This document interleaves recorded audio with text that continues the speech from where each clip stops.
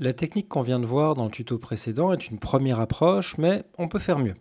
Ce qui s'est passé, c'est qu'on a déplacé l'intégralité de ces deux clips pour les passer au-dessus de l'interview. Donc on a bien pris, si je répète l'opération, ce clip-là et on l'a passé entièrement au-dessus de l'interview pour qu'il recouvre le début.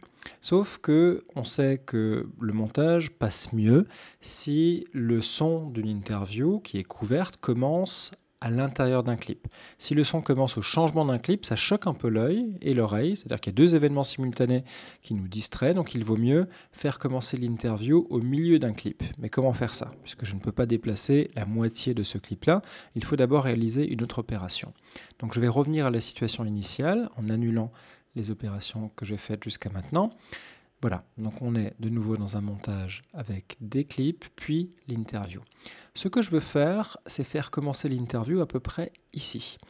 Donc pour pouvoir manipuler la deuxième partie du clip et la déplacer au-dessus de l'interview, je vais scinder ce clip en deux à la tête de lecture. Il y a un outil pour ça, ce sont les ciseaux qui se trouvent ici.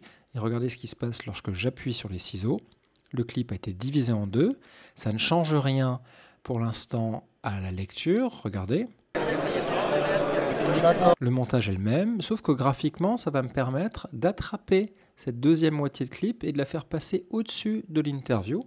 Et ensuite, de prendre la suite du montage et de la coller derrière le clip que je viens de déplacer. Et je vous laisse regarder le résultat. Il y a beaucoup de gens qui sont passés, il y a des gens de France 3.